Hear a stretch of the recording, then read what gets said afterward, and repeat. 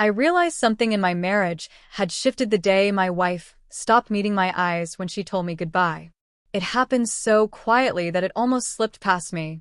A quick hug instead of a kiss. Her hand pulling away the second mine touched it. Smiles that didn't quite sit right. But what struck me deepest was how she suddenly seemed too busy to share the life we'd spent years building. My name is Lucas Warren. For nearly 6 years, I believed my wife, Jenna, was my partner in every sense, my balance, my teammate, the person I trusted to face the world beside me. We weren't flawless, but our love always felt solid. At least that's what I thought. Our weekdays used to follow a gentle pattern.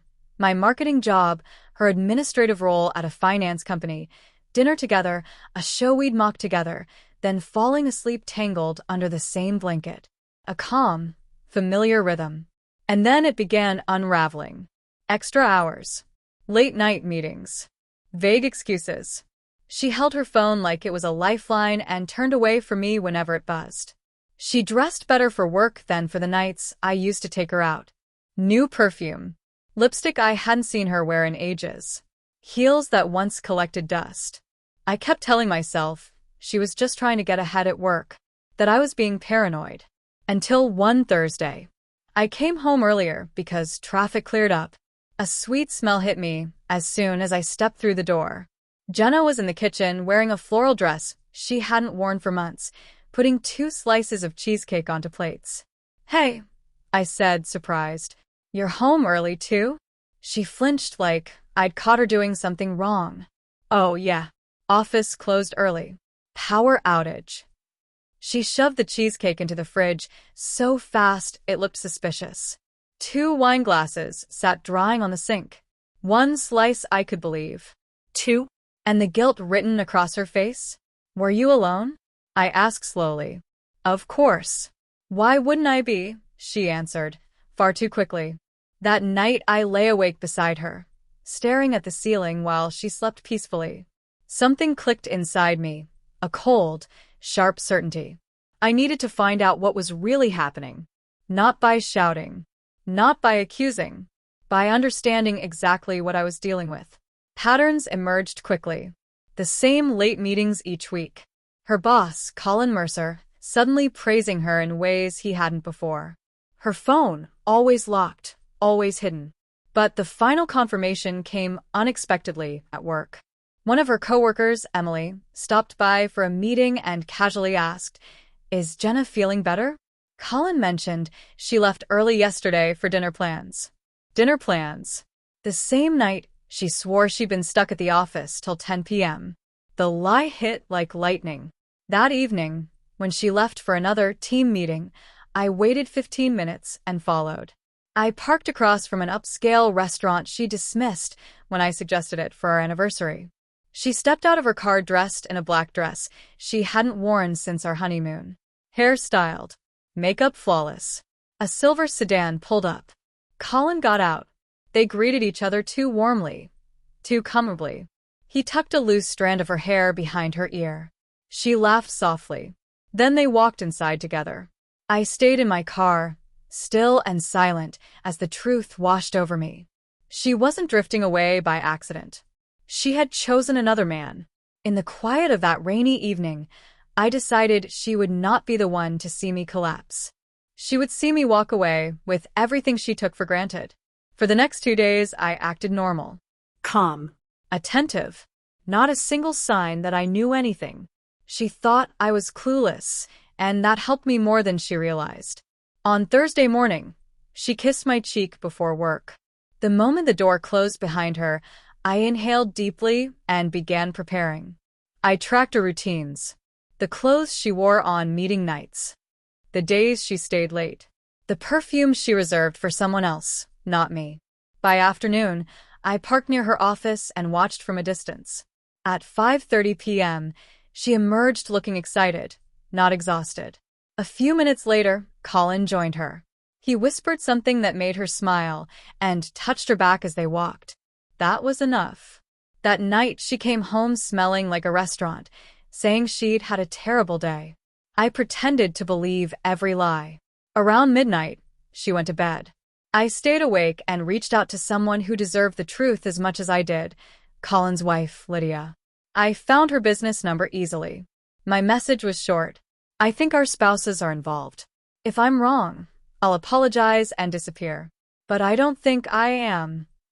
She replied within 10 minutes. I suspected. Can we meet?